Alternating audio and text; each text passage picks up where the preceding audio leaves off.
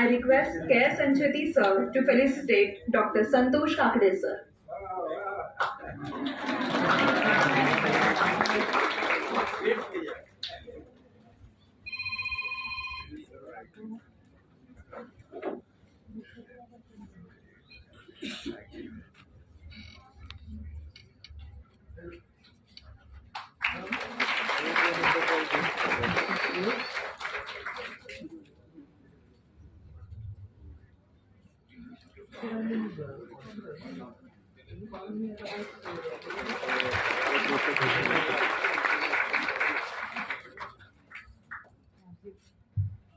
I request Manisha madam and Vokil sir to felicitate our chief guest, Dr. K. S. Sancheti sir.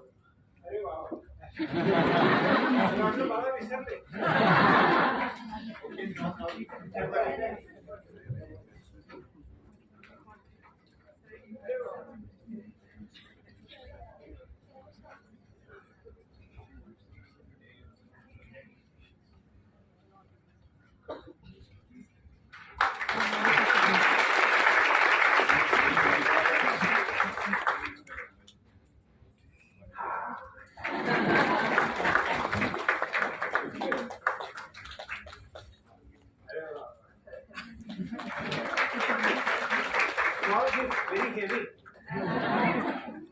Thank you so much, sir. Thank you so much. A sitting judge in a consumer high court.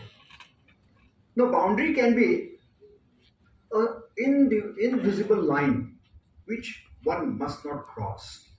And if at all this happens, the reaction which is generated by the patient's relatives or say the media persons and so many persons. So that you need to face the music of the people in the society. There can be a number of boundaries. To name a few, professional boundary, a doctor must not exceed his own competency and perform the surgeries or even treat the patients whom he should not give treatment. So this is one of the important boundary. Clinical boundary, ethical boundary. This was discussed by Dr. Gunve sir as well. Ethical boundary, legal boundary and social boundary. So these boundaries must not be infringed. One must not go beyond that. So as to inform you, after the Consumer Protection Act was enacted in 1986 and latest in 2019 it was totally revised, there were a number of cases which were filed against doctors and hospitals, and there has been a growth of more than 450% in filing the complaints and the cases against doctors. There is a three-tier system which is existent: district commission, state commission, and a national commission. So these are the three courts in which the complaints are being filed. And then the doctor category comes under Consumer Protection Act, and hence the doctor has to take care, basically the administrators will have to take care that the patient should be satisfied. And one of the most important topic which is always taught in the MBA, during MBA or hospital management courses, is the patient satisfaction index is far more important, which one must take care. The regulation can be ethical and legal. So since we have a time limit, I will take just 5 minutes to interact with all of them, 5 or 10 minutes, and then I will stop. Gone are the days when the patients used to consider doctor as God. Nowadays, patient is a consumer and doctor is service provider. Now, so as to protect the doctor from the courts or even the hospitals, the hospital administrators need to play a great role.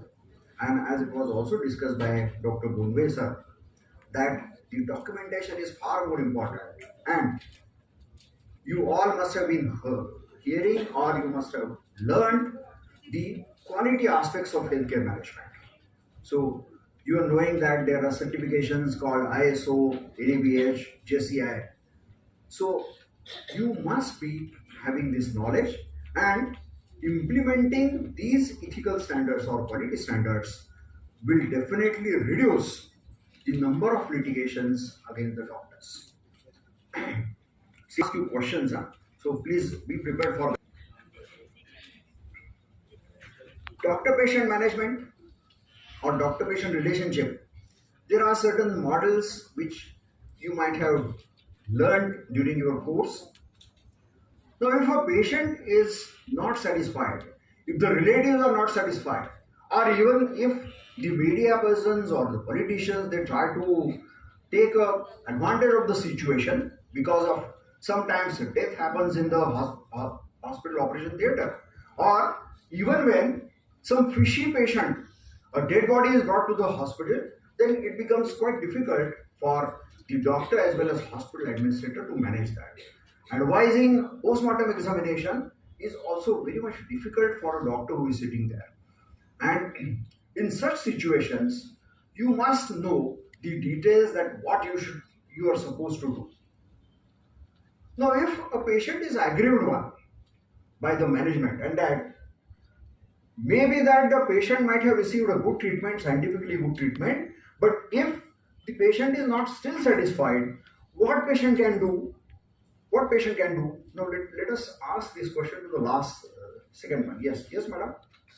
If suppose the patient is not satisfied, what patient can do? Yes. Bilkul last row. And the second one from right. Yeah, yourself.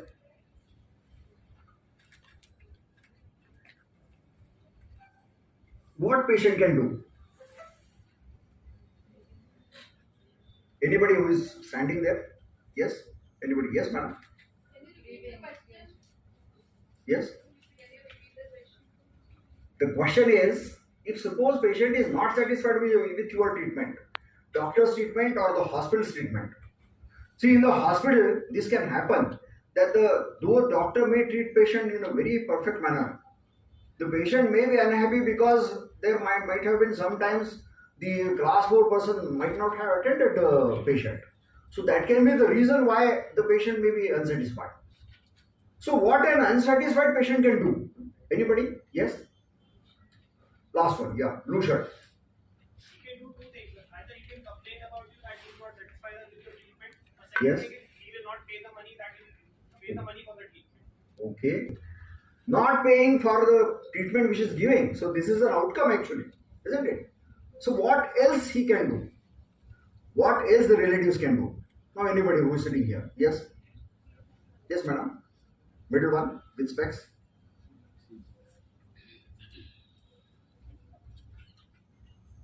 Yes? The patient might even influence other people who are regarding. That's one more implication. That the bad publicity is done and they will try to put certain pictures and their opinions on the Facebook, and then the index of patient satisfaction comes down. So this can happen. Now this slide gives you the list what a patient can do. So I may file a consumer complaint. There may be a criminal complaint, though private criminal complaint cannot happen.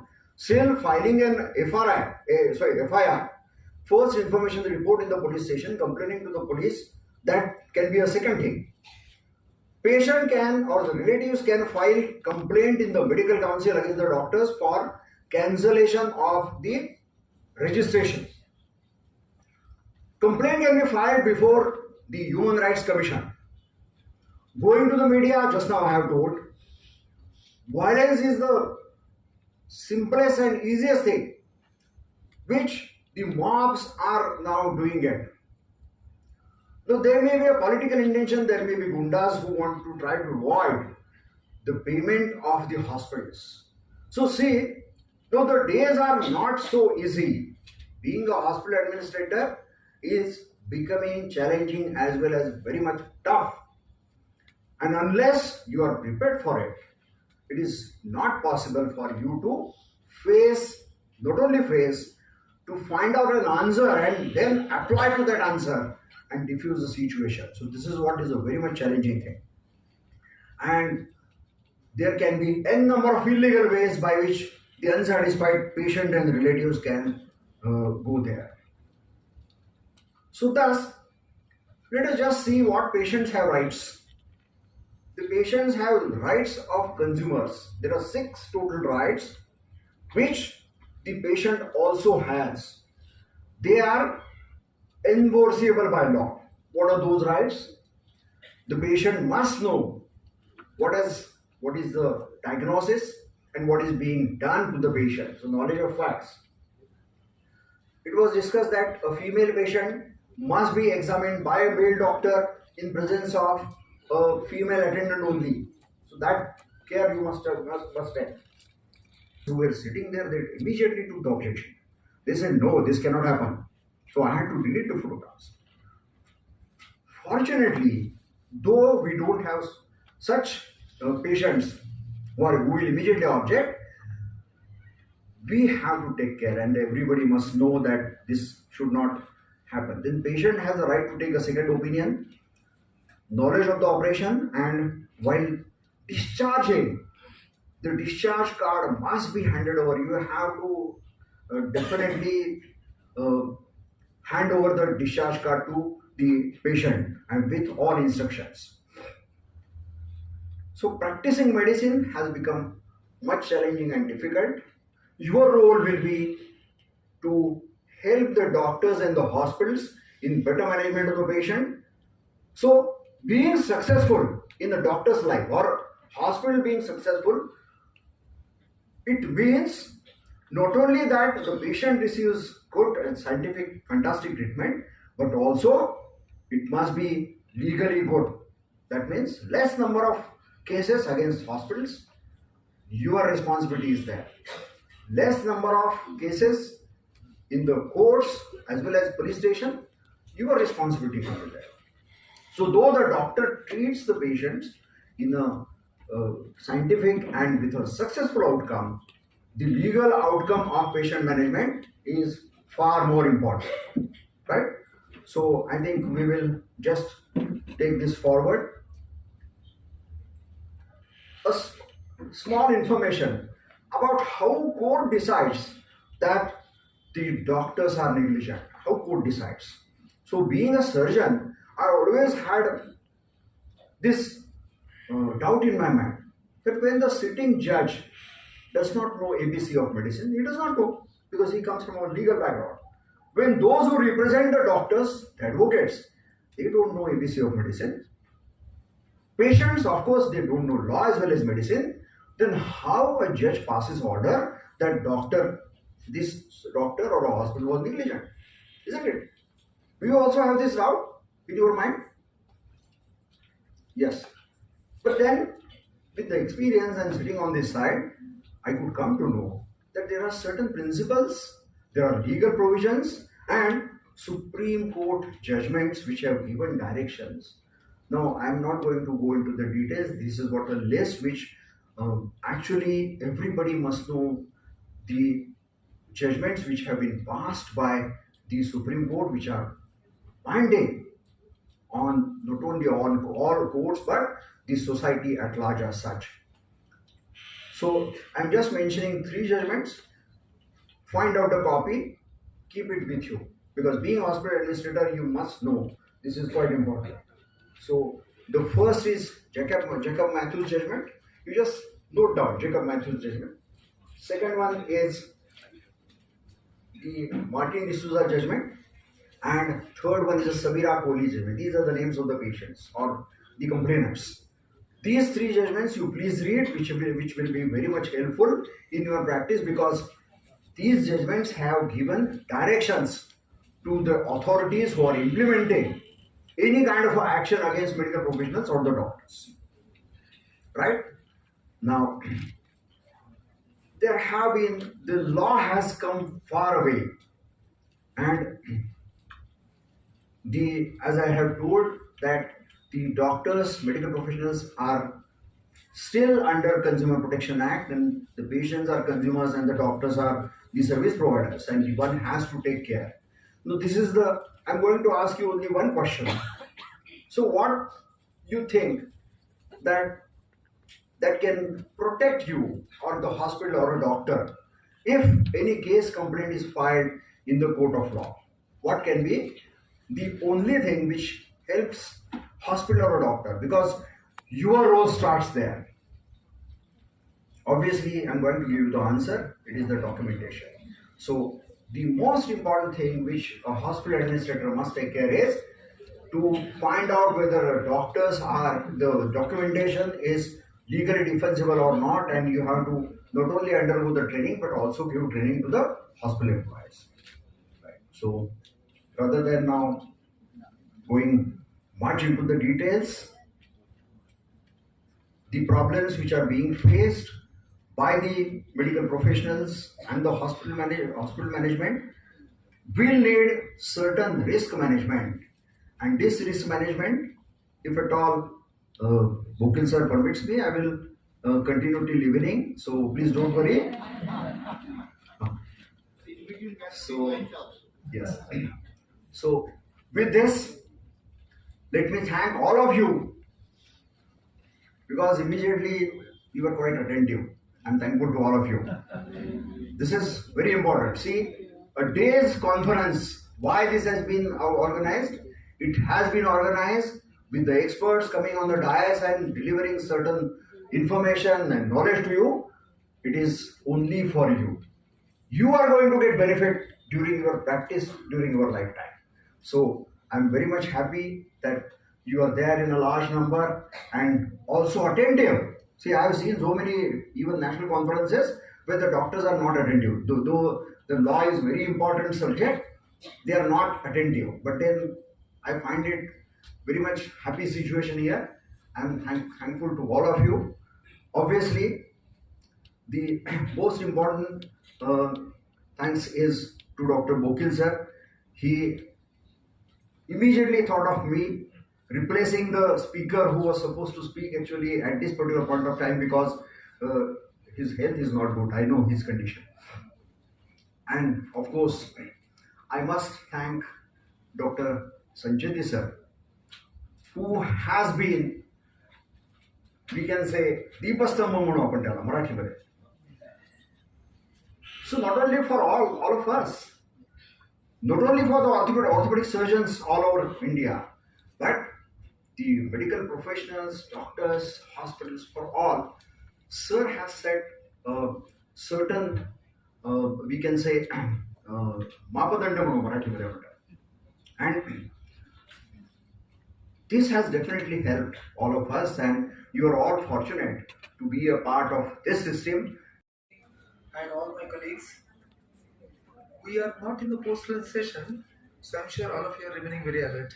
We are just post-breakfast. So I salute Dr. Bokil sir. He is my teacher. He will remain my teacher and always an inspirer. And also Dr. K. Sanjati and all this people. Dr. Santosh Kakade. It was a very, very illustrious, very short, sweet topic, take-home messages, and so on and so forth. And the topic, if you remember what Dr. Santosh Kakade said, that one thing which is most important as your shield, as your defense in any medical legal battles is documentation. He just mentioned one thing, documentation. How to prevent medical legal issues, I will give in a nutshell. But then, what is going to be of great use, indeed your friends in medical legal crisis, but they can turn your foes if you don't have the documentation properly. So my topic today is documentation, its medical legal importance, and in MNC cases what is to be done. So let's see the definition of medical documentation. This is very important, very seldom seen in such a very candid and very lucid way, that this particular Malboni's definition is an age-old definition but still stands true. Is the medical record is a clinical. See, each word is important. Clinical, yes, these are clinical notes. It's scientific, yes, it is scientific. It gives a lot of data, a lot of information. Administrative, yes, you are all going to be administrators. It's administratively extremely important. Educative, yes, it is for use for educative purposes. And legal. So legal is the last part. Though it has become quite important, that's why we are improving on documentation. But important thing is clinical, scientific, administrative, educative, and legal document relating to the patient care. What is meant by document, we'll see in a minute. All relating to the patient care. It's not an essay on environment, it's not an essay on political sciences.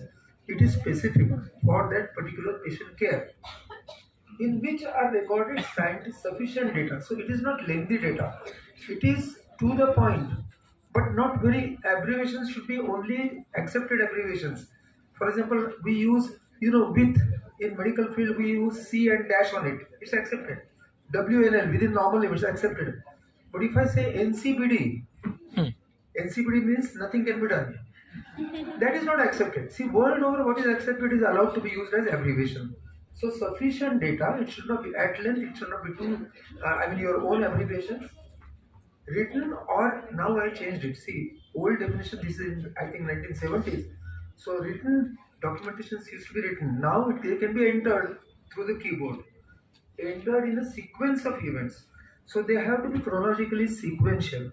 So today's notes should not be put after tomorrow's notes. They should be, this happens many times, that you can be easily caught by putting a wrong date, and it becomes very difficult to defend afterwards. So make it a habit, and we have to, as administrators, put this into the doctors and nurses' mind, that make it a habit. Whenever you write, first write the date and time.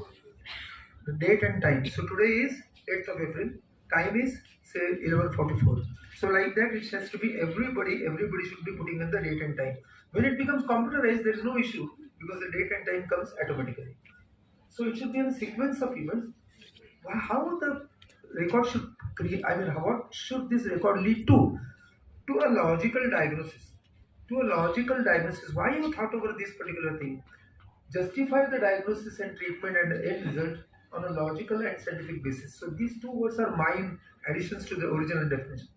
And mind well, this is a very old topic.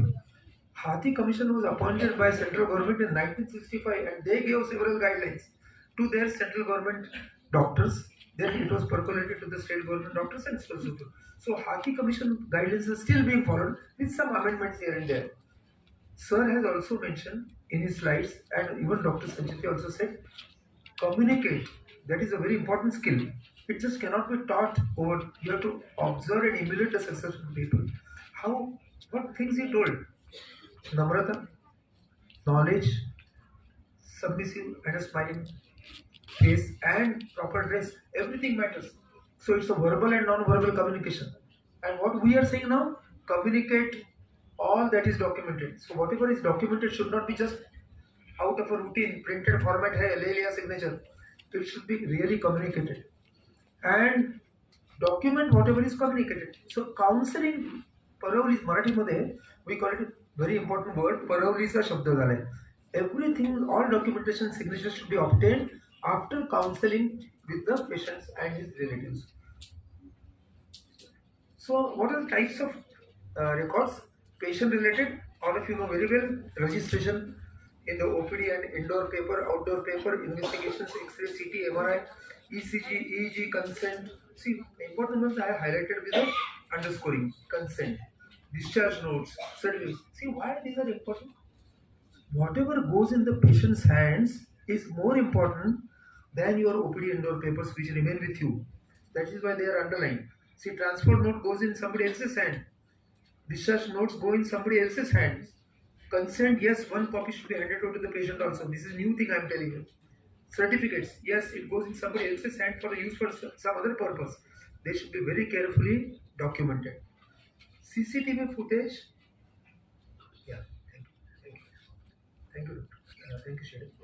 CCTV footage, registers of patients, operation theatre, celebration record, staff appointments, labor law, minimum wages, all these are records for administrators. It is not the clinical record alone, but these are also types of records. Third is financials like bills, receipts, PAN number, TAN number, etc.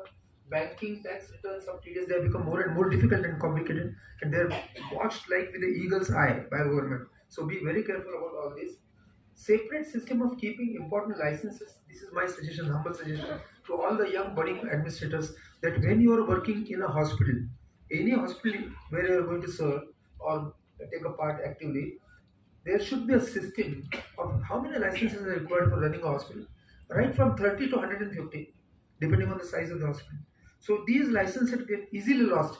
They have a particular period of their tenure. So these licenses should be kept up very nicely in a separate file. Also keep them scanned and put them on the cloud, because very difficult to get a duplicate. IMA Maharashtra State, I am telling, quoting example of our own institute, not Pune. IMA Maharashtra State lost 12A certificate for trust registration, and government is not able to trace it because it is from 1994. All the transactions of these big organizations are suspended under charity because 12A is not found. A court case is going on. So please have a duplicate of all these two sets, one original set in the locker and one on scanned form. So some of the tips I am giving you as administrators. So all annual maintenance contracts, courts are asking that you are maintaining the say boys apparatus, and it's not working at the last moment. Was it maintained in time? Was the AMC maintained? See, lift over here. Lifts maintenance is essential from the manufacturer because there are many accidents which occur in the lifts. So these things remain and should be on the desktop of your records. Electronic or digital records are most welcome. Police information cases, preserve them forever. That means till the doctor or the hospital closes down. Why? The official period is 30 years, but then the courts can send you a notice anytime. Criminal case is once a crime, always a crime. So it cannot just end like that. Record objectively, not a big essay, not something very emotional and so on and so forth. Now, another important thing today is to have the Aadhaar card of every patient. I am telling you, every patient in the records attached to the indoor paper and outdoor paper. At least once you take an Aadhaar card. Right from womb to tomb, there is a Aadhaar card for everybody in India today. So right from 15 days old baby to an 85 years about to go to term, they have an Aadhaar card. That is the identification. Government approved Aadhaar card, which is a photo ID. You should keep that copy because there is falsification of identification done by the patients and the criminals, and the onus comes on the doctors.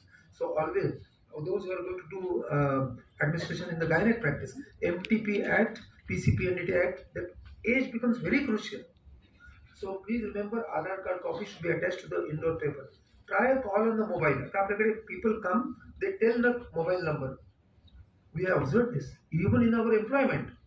You call on that mobile number, it's not getting picked up. They say out of service. It does not exist. So when they give a mobile number, instantly call on that same number. See that it is working. Okay. Then who writes the clinical records? It's the registered doctors, nurses, and authorized persons only. Not anybody can write on the papers. Must contain the medication. What should be the medical records? Medication, allergies, relevant past and family history, counseling. I would add here note about the chronic medication. Now most of the people today beyond the age of 40 are on some drug or the other perpetually.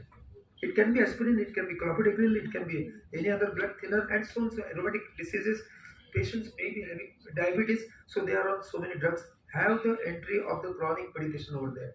Skill of documentation is, it should be cognitive, understandable, technical, and ethical and legal, interpersonal. That means what should be disclosed. HIV you cannot just disclose on papers everywhere. It should be inside and not on the front page and so on and so forth. Now, how long to preserve the documents? Always asked question. Always this is asked. OPD, there is no mention done by MCI, but by logic, MCI means now NMC, National Medical Council. The rules are not changed as yet. It's for 3 years is okay. For indoor, 90% of cases which go to the litigation are from indoor. So here we have to be careful, and all of you are going to be hospital administrators, not OPD administrators alone. So 5 years is what the ministry notification in 1968 says, but I would say urge upon you to keep them for at least 7 years and probably 10 years. Have the records for 10 years. IPD papers for 3 years says MCI, but we say 7 to 10 years. British courts say 6 years, so our courts follow the British system, so keep them at least for 6 years. Newborn and pediatric age group and obstetric papers should be at least for 21 years. Why 21 years? Because the baby who is born today on 8th of April 2023 gets an opportunity. Case is going on in Pune, sir. Case is going on in Pune for last 17 years, a newborn. But they can put a case against the hospital and the doctors that I am suffering from mental retardation because of something happened wrong at the time of delivery. And they get 3 years after getting majority. So 18 plus 3 is 21. Therefore, for pediatric age group, it should be maintained up to the age of 21 years. MTP and PCPNDT, MTP is required to be kept, sorry, it should be the other way around. PCPNDT for 2 years and MTP for 5 years. So that is mentioned. So afterwards, you can destroy those papers. Medical legal 30 years, I would say forever till we die. Then birth records for 30 years, hospital manual published. So these are the references. And PCP and DT, those who are going to work in gynec obstetric hospitals, this has become that F form and so much hue and cry is there. And F form, even a small mistake of comma and dot is counted as an offense, and doctors have gone to the jail. So the Supreme Court said nothing doing. You have to follow those particular characteristics of F form filling. There is no कुछ भी राहत नहीं मिली है. Now coming to what are the characteristics of good document, they should be all starting with C. They should be clean, complete, comprehensive, correct and true, chronologically, that means proper date and time. Cancellation should be initial. We write something and then you feel that something wrongly written. I want to change my opinion. So just scratch it, put a signature, and on the sideline you mention what is the correct thing you wanted to include. No overwriting. Don't try to put that white paste, whitener and all that. That is not allowed. Whose custody should the paper should be? It is in the safe custody. Don't allow them to be wandering in the bed ticket of patient. Keep them under safe custody of a nurse so that it is not easily copyable, or mobile has a camera today and they can make copies and make misuse of all these papers. Always should be signed. Only accepted short forms, which I already mentioned. Consent are very important, but it's a separate topic by itself. You heard Dr. Santosh Kakade just a couple of minutes before, where he has given two important judgments on consent topic itself. So actually, you are seeing the live show that the people who gave the judgments were here on the dais sometime back. Now, cyber documentation, it is allowed. Cyber documentation is the norm of the day, but then there are certain conditions. What are these? Those such documents are perfectly legal under the Information Technology Act of 2000. The position is little different, and this is Evidence Act 65. Indian Evidence Act section 65A and B has inserted after the Information Act that this is allowed. But then there is a condition that there should be a tamper-proof soft copies. Tamper-proof means not anybody is allowed to change the documents once you put through the keyboard. So that should be tamper-proof. Electronic recording serially should be allowed. Is allowed. Electronic health records, there are so many advertisements and apps and all that for the patients. That's an entirely different topic.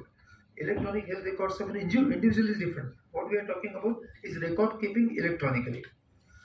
That has to be in a particular manner. For the time being, we as medical legal experts would advise you to have important documents in the physical format also, because courts are still not tuned up to complete electronic system and electronic record keeping, which is tamper-proof. That is why in medical legal cases, at least which are registered with poisoning, suicide, murder and all such cases, keep them in the record format of printout also. So you can take a printout and put a signature and keep that copy separately and keep the soft copy also.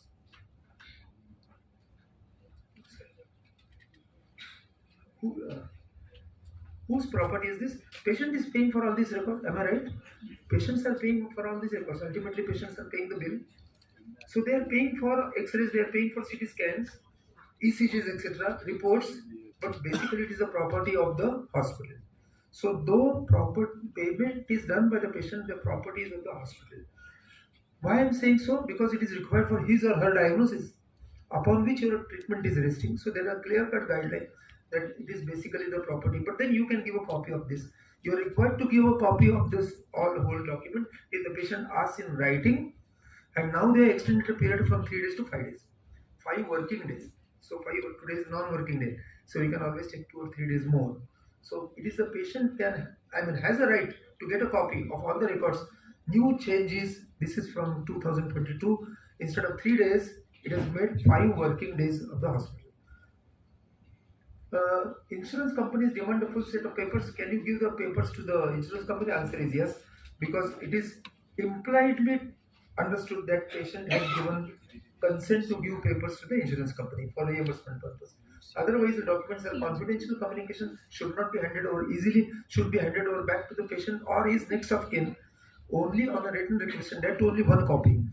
Many times this has happened in Pune hospital, that there was a property dispute and there were infights among the family members. Everybody wanted a copy, original copy with signatures and all that. I mean, certified true copy of the whole set of documents from ICU.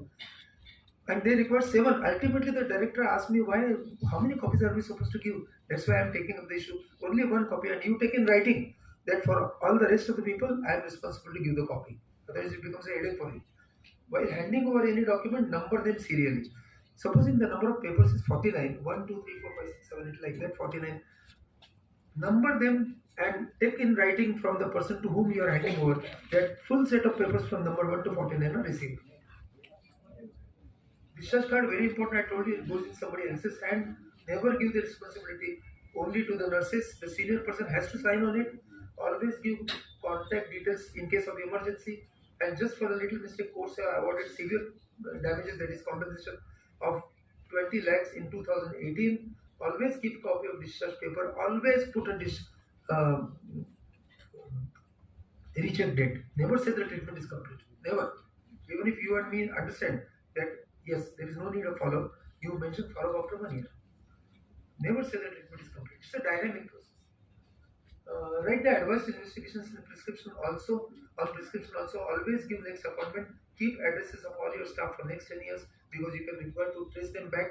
Don't overthink of patient's pocket. Seek help before submitting any document to anybody. So when you are submitting something, even even Sancheti Hospital takes the help of medical legal experts.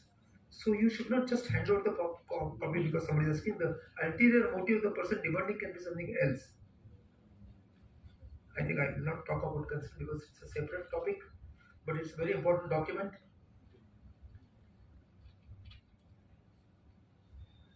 Sorry, based on the medical legal cases or police cases and police information record and all this, I will separate to you once again, sir. So with documents, they are your friends, and to cover and complete the topic of shield against probable medical legal cases against your doctor colleagues, your employers, hospitals, there are certain things as precautions which need to be taken, and I will put them into A, B, C, D. So A stands for, you can take them down if you want. A stands for attention. So be very, sir said correctly that you have to be vigilant. You have to be attentive to patients listening, what he is telling. Always be having a listening mind. Second is additional opinion in time. And third thing is always appreciate the previous doctor's treatment. That is number 1 to prevent litigation. Because आपण ज्याला मराठीत म्हणतो ना, आज तुम्ही एक जण जात्यात गेलाय, दुसरा सोफामध्ये आहे, your turn will come. So always appreciate the previous doctor's treatment. Don't go and try to find out the faults of the previous treatment. B stands for bills and behavior. So at least in planned cases, in surgical cases, we should be able to give some estimate, and 10% here and there, apart from morbidity is okay. But if it is going to, so for morbidity, comorbidity, don't give any assurance. Like diabetes, the bills can go haywire. But otherwise, you should be able to give some estimate. C stands for consent, which is so important. Also, it stands for communication. And also, it stands for denial. If the patient does not accept your line of treatment, they want to go somewhere else, that denial should be recorded. I would call it the counterpart of consent. So sometimes you may forget to take a consent, never do that. But once in a while it can be forgiven, but not the denial. Denial has to be documented. Then D stands for documents, which I think I have elaborated adequately. E stands for efficiency and expertise and equipment. And that equipment comes annual maintenance contract, their record keeping, everything. F and G stand for good faith. And good faith there's a separate Indian Penal Code, section 56. It is not just good faith in the natural meaning of English. It means nothing is said to be done in good faith unless, and what is that unless? You have the proper qualification to carry out your work. And one of the qualifications for you as administrators would be this certification. For doctors, it would be MMC registration. So these things are required to be updated from time to time. Then stands I. FGHI. H stands for hospitality, of course, and a good hospital. Hospital word, how does it come? Hospitality. Receive with smiling face. Try to help them. And I stands for identity. That means your Aadhaar card. Also stands for insurance. That one has to go for insurance. As administrators, advise your employers, the hospitals or the doctors or daycare centers to have proper coverage of insurance, indemnity insurance, personally as well as for the institutes. So with this, I end my talk. I talked a little more than allotted time, I suppose, but then documentation is extremely important, and this was just not coincidence. I think Gokil sir has rightly kept this particular talk or topic because what Dr. Kakade, he does not know that I am going to speak on documentation, but then he naturally highlighted the importance of documents. So whatever you speak, more important than it is to record and record them serially in a system. Time. The participant's voice and the words must be audible and clear. And the last, each participant should collect their certificate from the chairman after the respective presentation. So without any further delay, let's start our competition. The first participant is Ishita Manik. Her topic is dental negligence. Please come on the desk. Glue you to the chairs and keep you attentive. The other thing I wanted to ask is, are questions allowed after the presentation? No.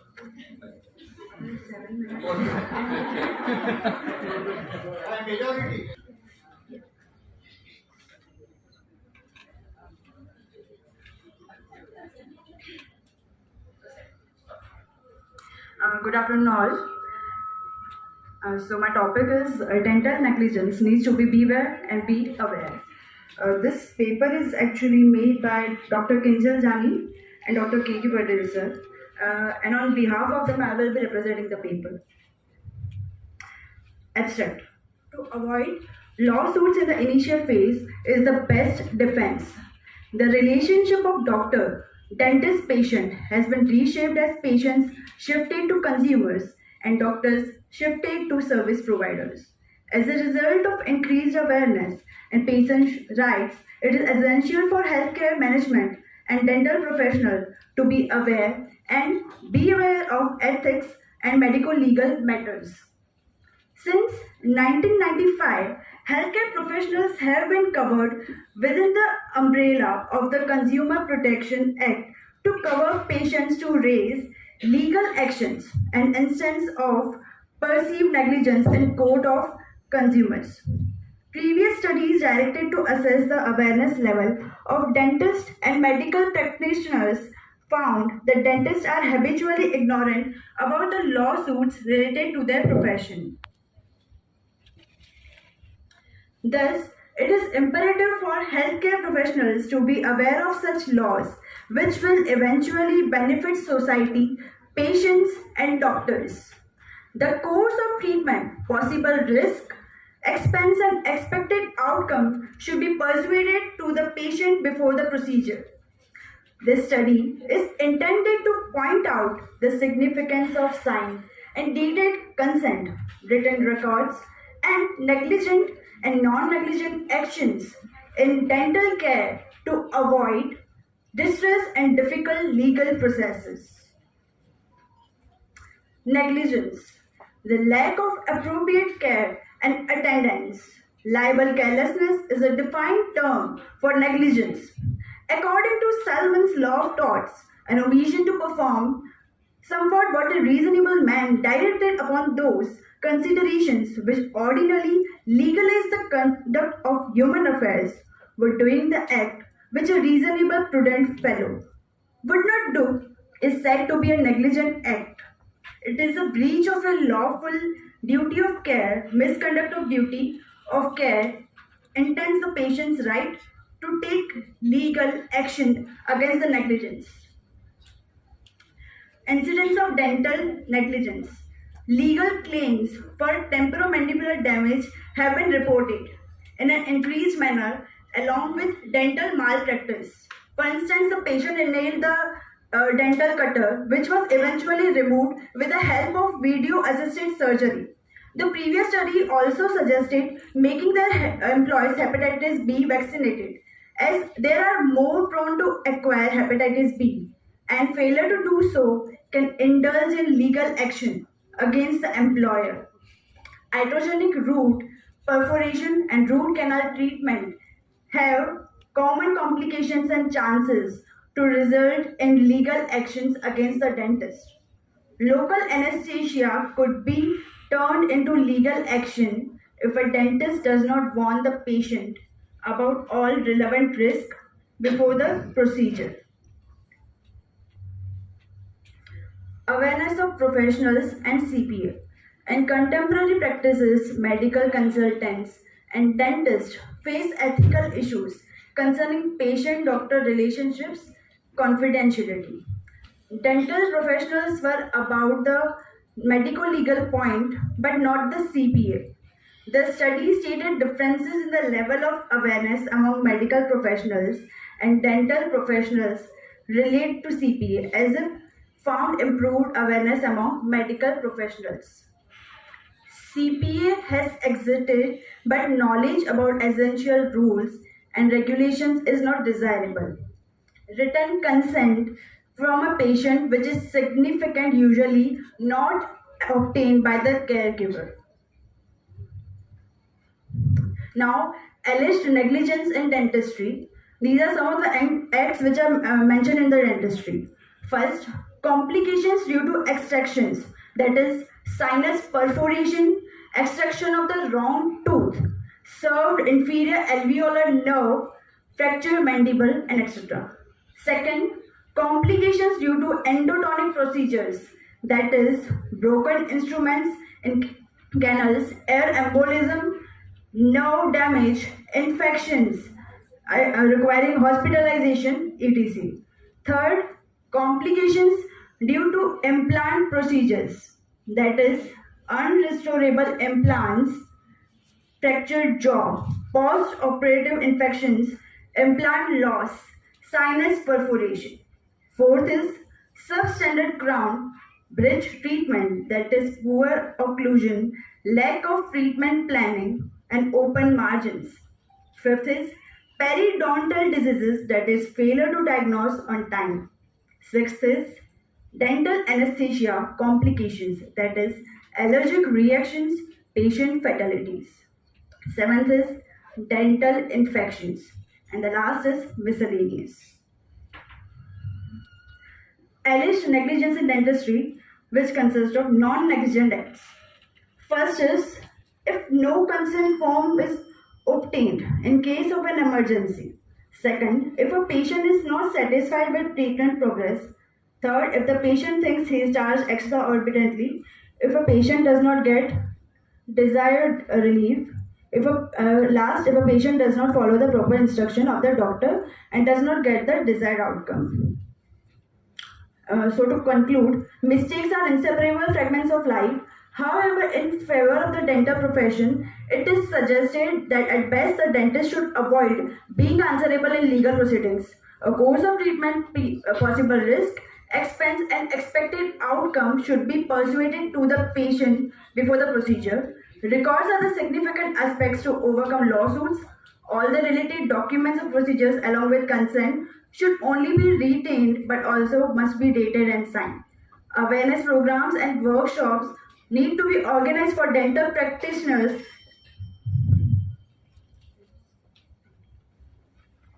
Thank you.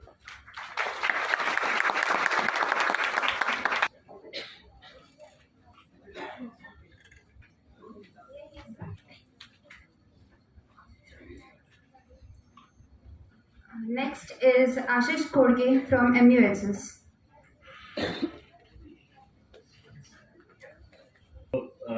This was a short study done by me in my last semester, and it was on the exploratory study to identify reasons for prolonged length of stay in an admitted patient at multi-speciality hospital in Mumbai. So the length of stay is the time interval between the date of admission and date of discharge. So this is one of the key indicator of efficiency of the hospital management and quality care of the patient and functional evaluation. However, prolonged length of stay disproportionately account for the more hospital resources, and prolonged length of stay also had a higher risk of nosocomial infection and unplanned readmissions, and this is proved by the previous studies and the publications.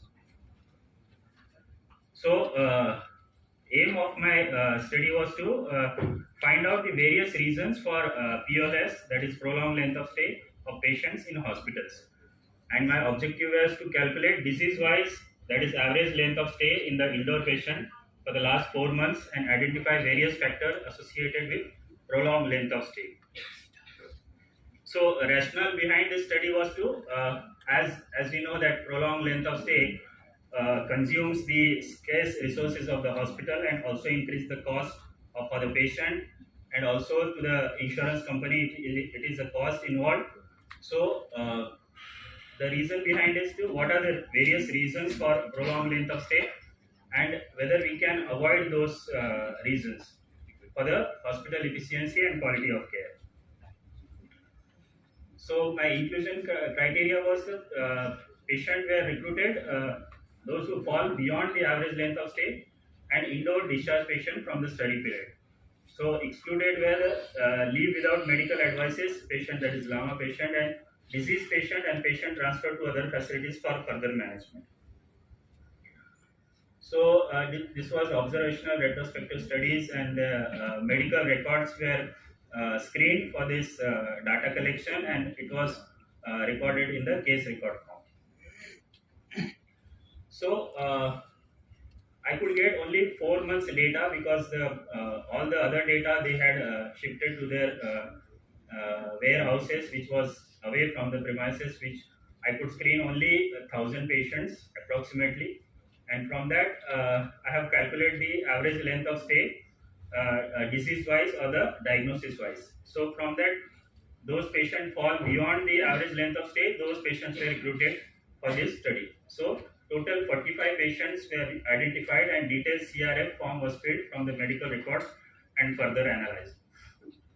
So can I have pointer? So as you can see from the demographic details, most of the patients falls in the 50 to 59 groups and above 60.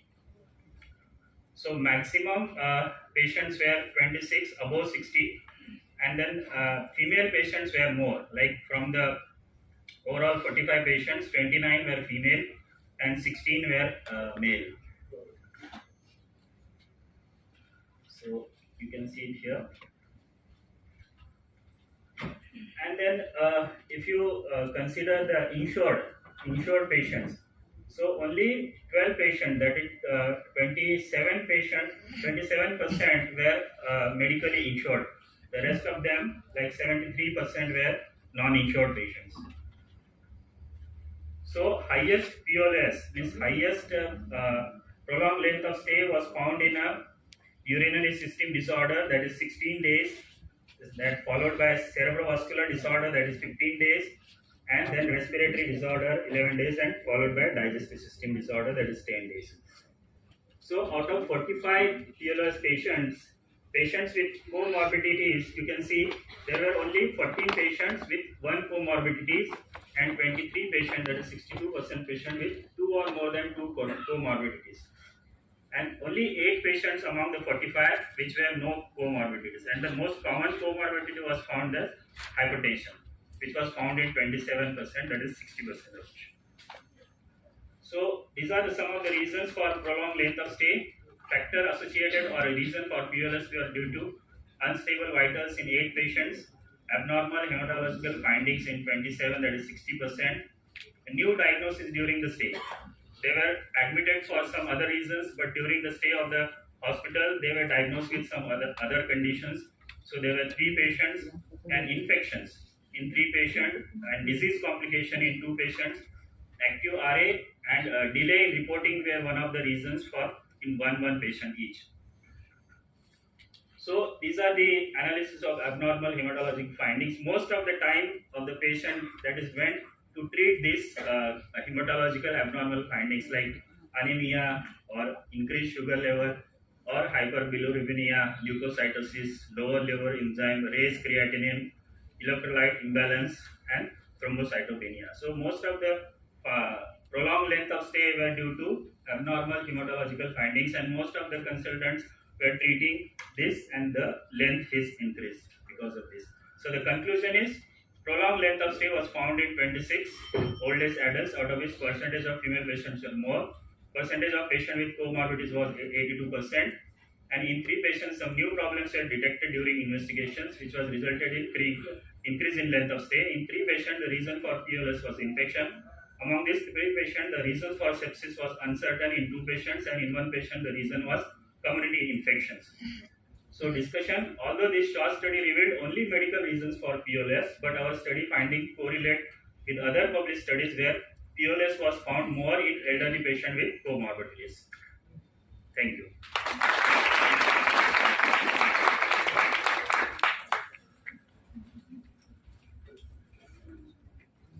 All the participants are requested to please collect their certificates after the respective presentation. And now next is Dr. Jyotsna Jagatkar.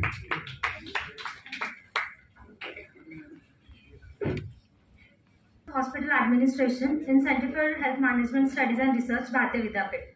So my topic of paper presentation is job satisfaction of staff nurses using Herzberg motivation hygiene theory in a multi-speciality teaching hospital. So let's first discuss what job satisfaction is. In simpler terms, we can say job satisfaction is the level of contentment an employee feels towards their job. And the key element of my study is staff nurses, and they make the largest workforce in any hospital. So their satisfaction is the most important part that any health institute should focus on. So this level of their satisfaction was measured using Herzberg motivation hygiene theory. Based on this study was undertaken in 1200 bedded multi-speciality teaching hospital. So I would briefly like to revise what Herzberg two-factor theory is. This theory was proposed by Frederick Herzberg. It had 2 major components, motivation factor and hygiene factor. So hygiene factor, according to Herzberg, is these are the factors whose presence are very essential for the satisfaction of employees towards their work and which helps them to work better. And the contributing variables for hygiene factor are policies, working condition, quality of supervision, salary, and interpersonal relationship. Interpersonal relationship includes the relationship with the peers as well as relationship with the seniors. Next major part is motivation factor. These are the factors whose absence may not impact much on their work, and the contributing variables for that are recognition of their work, responsibility, achievement, advancement, and growth. Methodology. This was a cross-sectional study. Period of data collection was from 1st Feb 2023 to 11th Feb 2023. It was conducted amongst 98 staff nurses who were working in ICU, emergency wards in a multi-speciality teaching hospital.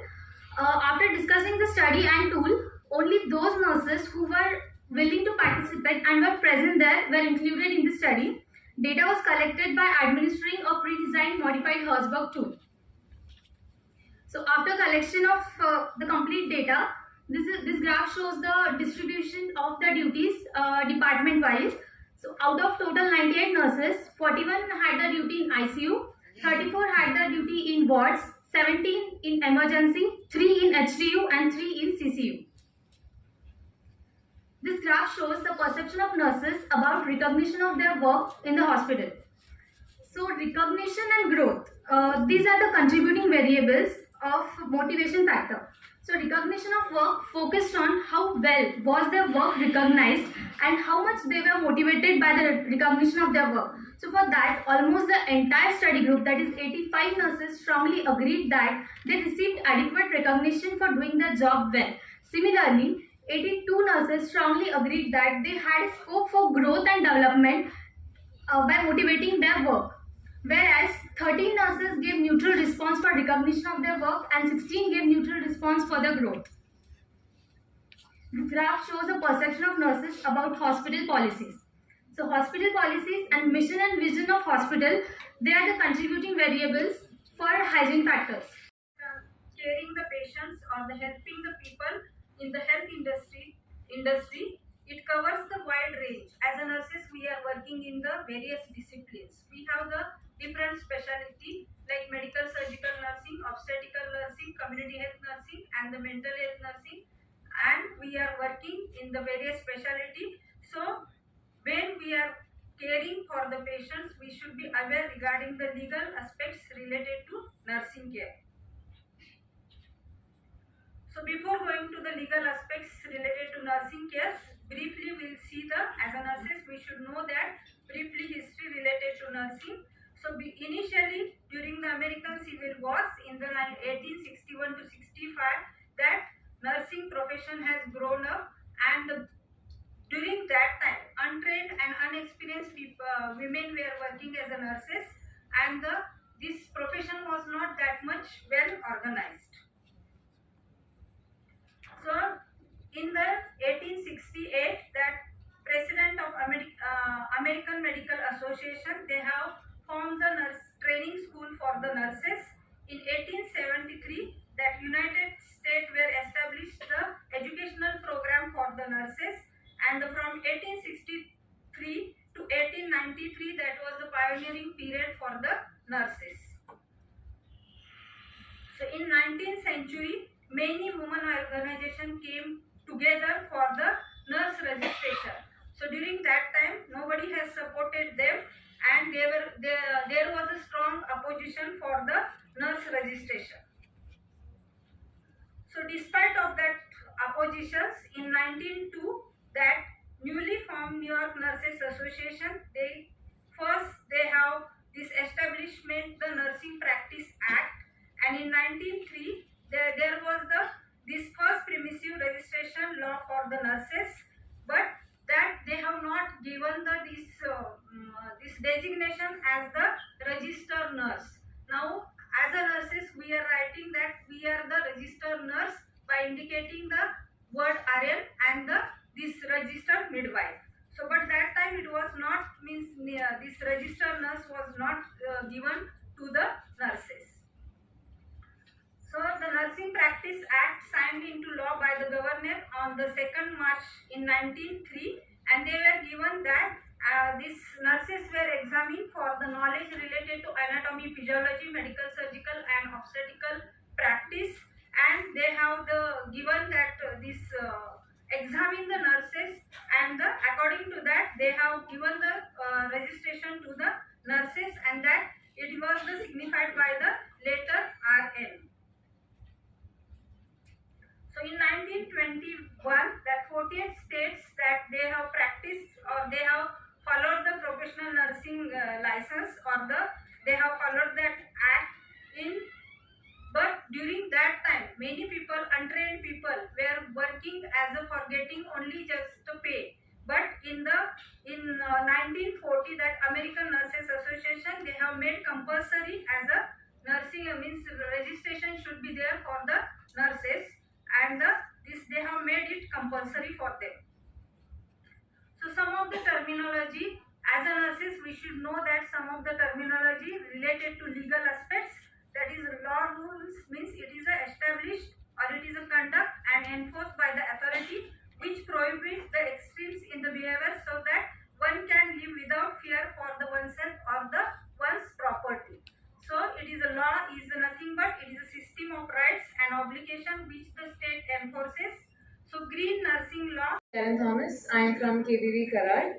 I am currently pursuing my bachelor's in nursing, and I'm a third year nursing student.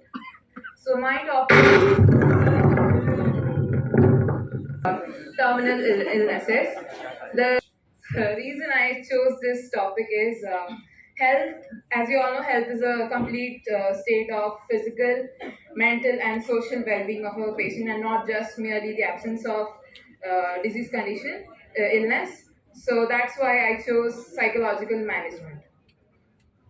So, what is healthcare management? I'm pretty sure everyone else in this room knows it better than me. But still, this term refers to the overall management and leadership of both public and private healthcare organization. Essentially, healthcare management is in place to ensure that operations in the entire healthcare sector are maintained seamlessly. Importance of psychology in healthcare management. As per Carl Jung, he's a Swiss psychiatrist.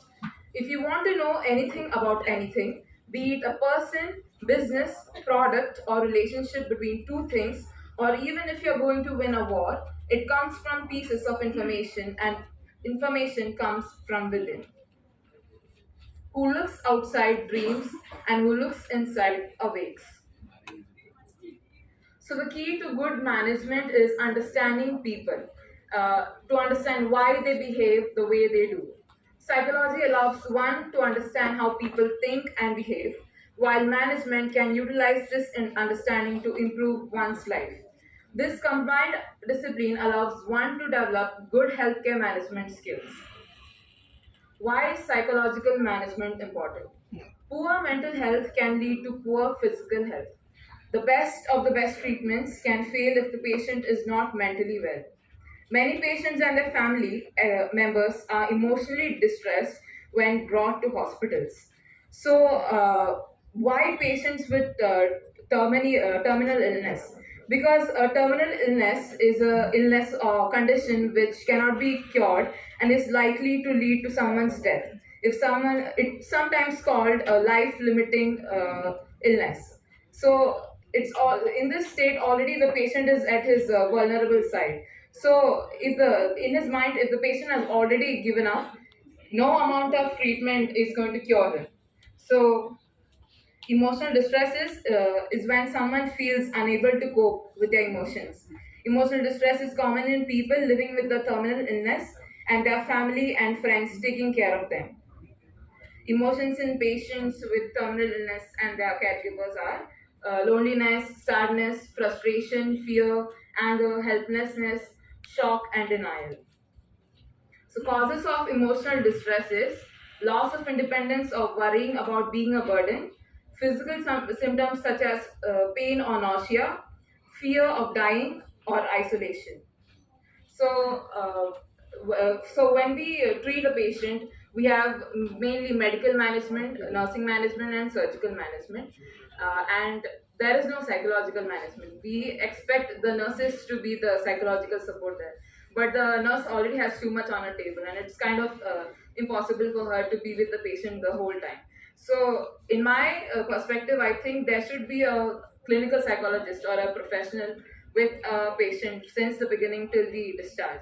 And that's why this is the point of my presentation. So the professionals who can help are social workers, psychologists, counselors, specialist palliative care services, complementary therapists.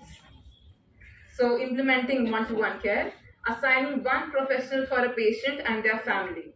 This person will be responsible for the overall psychological well-being of the patient and their caregiver from admission till their discharge. So this person can make the patient feel seen and as if it actually matters. And even if he's at the most vulnerable stage of his life, he can still give hopes that he can still survive. So that's the main reason why this has to be implemented. So the benefits of this are reduces stress on other healthcare professionals, prevents the occurrence of other disease conditions. Patient will feel content and satisfied. Not only the patient but also the relative and caregiver feels satisfied. So it also gives the hospital and the staff members a very good reputation. Also, I would like to mention some of the things our dear guests mentioned this morning. Dr. Santosh Kakade mentioned in his lecture that how if a patient has a public hold, he could actually, if he is treated bad, he could make a post about it, and it gives a bad reputation to the hospital. So this could actually benefit. It can give a good reputation to the whole hospital. And then also Dr. Raju Varyani, he mentioned that patient satisfaction comes from proactive work and not just passive work. So this makes it proactive work. So, and hence I think psychological management should also be included in the line of treatment. Thank you.